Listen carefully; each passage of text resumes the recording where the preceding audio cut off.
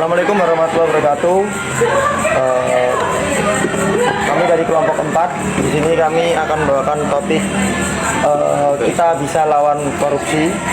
Dan sekarang kelompok kami telah bersama salah satu narasumber dari Tribun Jogja, Mas Aska siapa? Aska Ramadan. Mas Aska Ramadan. Jadi nggak usah itu mungkin perkenalan dulu ya Mas. Okay. Dari setiap orang. Saya sendiri kan dan saya Mas Pak. Saya Farhan Alfarizi, asalnya Jogja, jurusan HI. Dan mungkin Perkenalkan juga, nama saya Feni Rahman dari jurusan Psikologi. Perkenalkan, nama saya Imam dari Prodi Manajemen. Perkenalkan, nama saya Taski dari Prodi Manajemen. Perkenalkan, nama saya Iqbal dari Prodi HI. Nah, di sini kita dari kampus UTM Mas, Universitas Teknologi Yogyakarta. Itu tadi seperti yang sudah disampaikan kalau mau membahas tentang topik kita bisa lawan korupsi.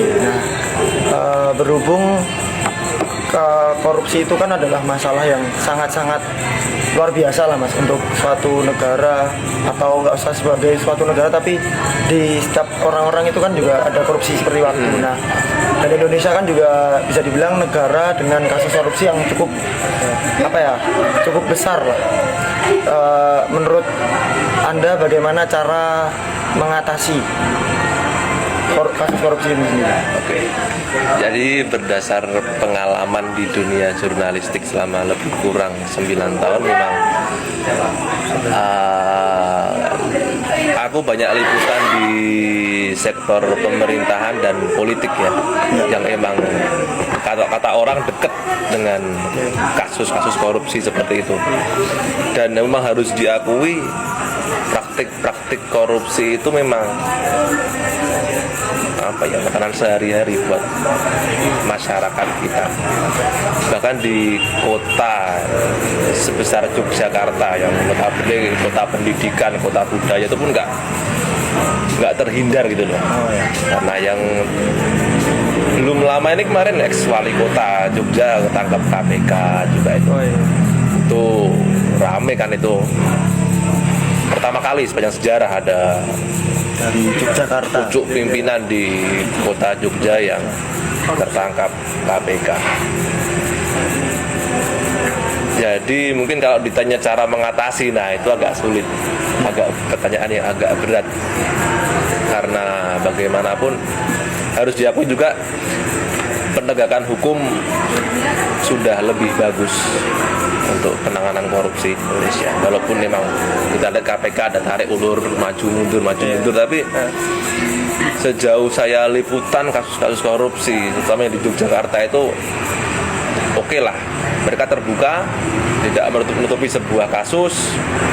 Sejak proses penangkapan sampai persidangan sampai vonis, semua terbuka. Jadi itu jadi gambaran buat kita kalau memang ada perkembangan dalam penanganan kasus korupsi di Indonesia. Nah, untuk penanganan itu mungkin sebagai wartawan ya cuma bisa mengajak masyarakat kan, kalau kita menghindari praktik-praktik korupsi sekecil apapun. Karena harus diakui loh, korupsi itu ada karena kita sebagai masyarakat juga menghendaki gitu loh.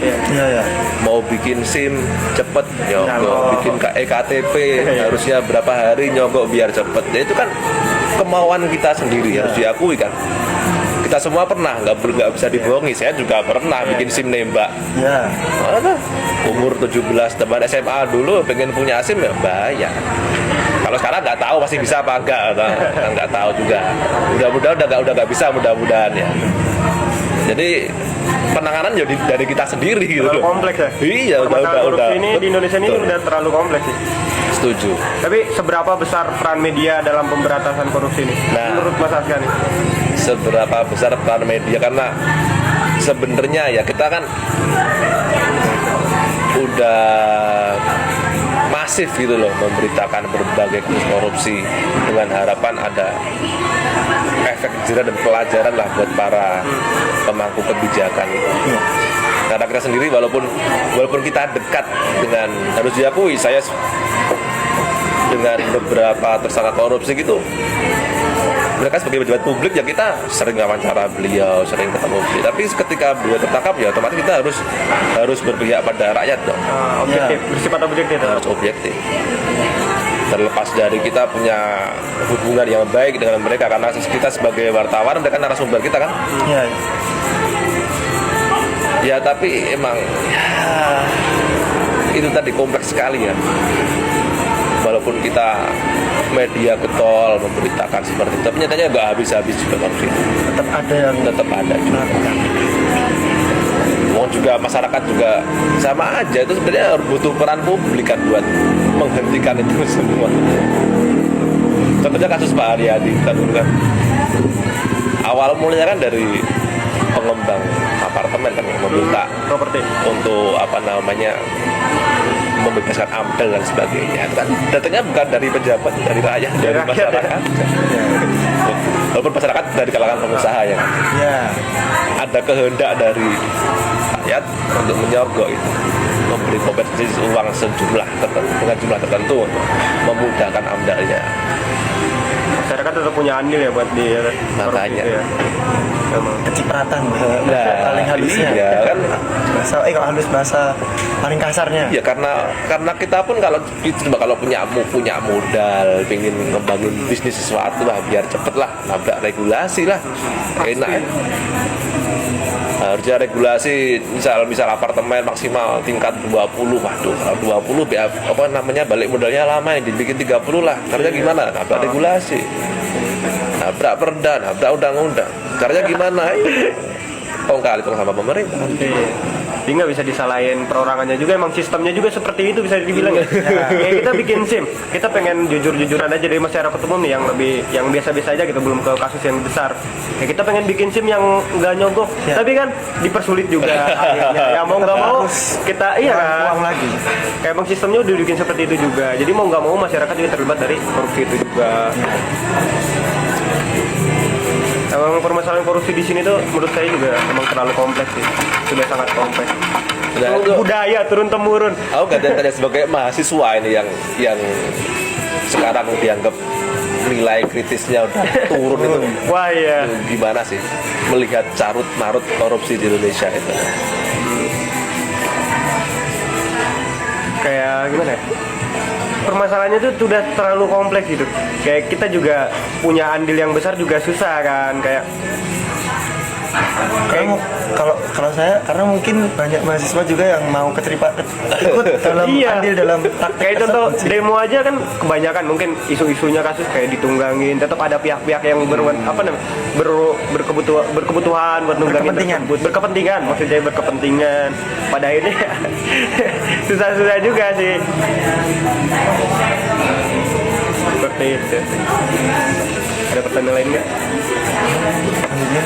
Pertanyaan? Saya ada satu pertanyaan nih mas. Besar ya?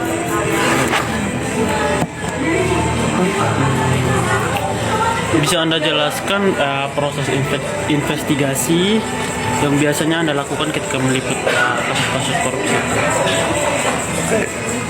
Ini yang pengalaman terakhir paling dekat ya, penangkapan ex wali kota itu kan hanya berjarak seminggu setelah beliau lengser dari pimpinan, sekitar seminggu lah.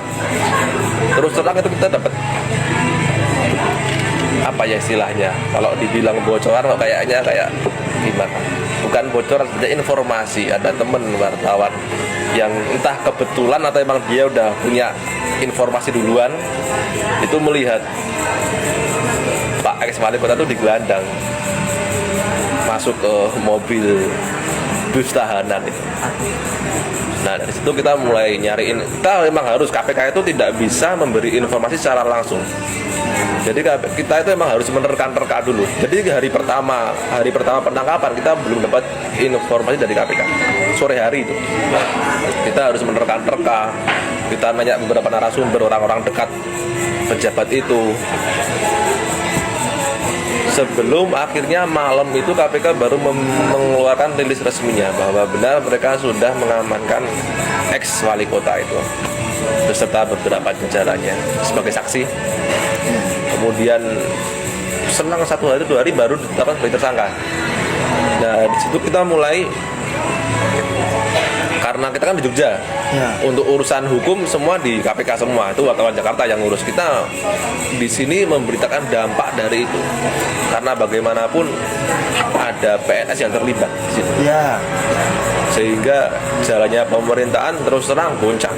Iya. Apalagi saat itu di Pemkot Jogja kan dijabat oleh penjabat wali kota, artinya penjabat wali kota sementara, Ya. dia tidak punya hak prerogatif sekuat wali kota definitif. Iya. Jadi otomatis jalannya pemerintahan goyang, ditambah dengan kepercayaan publik yang menurun drastis pada pemerintah, Iya benar. karena pucuk pimpinannya, ex pucuk pimpinannya tertangkap KPK. Itu panjang banget, sampai itu seminggu setelahnya itu KPK masih rutin datang ke balai kota. Mereka geledah beberapa kantor, geledah ruang wali kota, mencari barang bukti tambahan. Itu masih rutin, dan memang harus diakui meliput kasus korupsi itu capek. Karena kita nggak tahu kapan KPK bakal datang. Itu kita bener-bener secara psikologis sebagai wartawan, kita wah kayak diteror ini.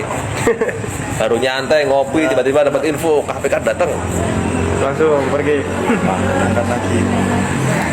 dan kalau datang tuh nggak tanggung dari pagi sampai malam ya. Wah, buat investigasi ya. Sedatangnya dari KPK. Satu penggerebekan pertama mereka ngobrak-abrik dalam tanda kutip ngobrak-abrik balai kota itu dari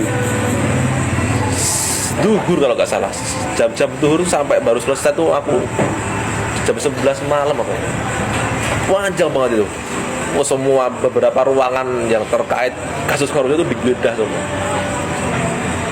Itu kasusnya apa? Berkas itu kan Yang wali kota izin bangunan izin pembangunan. apartemen.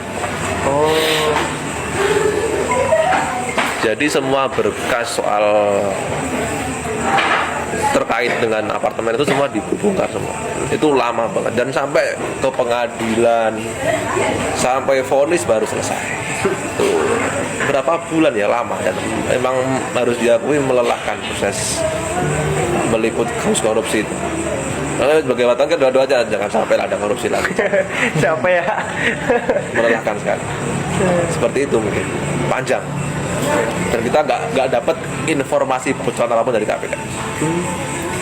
Mereka mau datang kapan, jam berapa, nggak ada informasi. Tiba-tiba datang aja mereka, masuk bawa koper gede-gede gitu. Iya. Ini ada pertanyaan lagi mas ya, mungkin tadi kan masnya jelasin mungkin dari sudut pandang masnya sebagai wartawan atau jurnalis ya, Sama aja. sama aja ya. Nah mungkin kalau kita sebagai masyarakat awam, masyarakat umum gini, gimana sih cara untuk sedikit mungkin mengurangi tindakan korupsi, atau mungkin memerangi, atau mungkin apa gitu sebagai masyarakat umum, caranya gimana mas? Menurut sampean dari sudut pandang masyarakat umum aja. Ya, jangan nyogok aja itu. Berarti itu ya, sesimpelnya tuh kayak jangan budayakan kayak contohnya tadi SIM, kayak apa nyogok dan lain-lain itu ya. Dikurangi lagi ya. Sekarang juga udah susah kayaknya, udah kayaknya sekarang udah nggak tahu juga sih ya. Masih banyak. Masih banyak. Tapi bohong. Tapi yang bilang loh itu. Di sana sebenarnya. Kalau wartawan itu memang susah. Kita sama polisi juga berteman, Iya. sama orang-orang politik juga berteman, sama pemerintahan juga berteman. Ya kita harus menjaga hubungan baik sebagai wartawan dan narasumber kan. Walaupun memang kedekatan itu memang harus dijaga. Jangan sampai ada conflict of interest kan. Takutnya kalau terlalu dekat terus yang bersangkutan bermasalah, kita nggak memberitakan, itu nggak boleh juga gitu. Ada pertanyaan terakhir ini mas, kayak pesan terakhir yang apa, pesan terakhir untuk pendengar kita untuk apa, ingin berkontribusi dalam pemberantasan korupsi, itu pesan masnya. Sebenarnya paling kalau yang agak berat ya kita harus apa ya, mengerti koridor hukumnya dulu lah. Batasannya itu kayak gimana sih, perilaku koruptif itu kayak gimana sih, yang termasuk koruptif itu seperti apa. Kan banyak orang juga nggak tahu juga kan itu kan. Ternyata apa yang kita lakuin sehari itu berlaku koruptif gitu. Walaupun memang itu sulit, harus diakui. Ngeblok lampu merah itu koruptif juga loh. Ya. Bukan orang lain. Karena kan Korupsi menyingkat waktu. waktu yang Iya. mudah diatur. Iya. Padahal aku ya kerap ngono. Gitu, susah loh, itu susah loh. Hal-hal kecil seperti itu aja bisa Susah, sepertinya masuk ke korupsi ya. Iya. Kayak jadi kebiasaan ya sih. Nah, Jadi korupsi sendiri kan nggak bersifat seperti uang gitu lah ya. enggak Kayak lah. hal lainnya pun juga pasti Iya. tadi. Mungkin bolos sekolah itu pun korupsi Nah, maksudnya. iya dong.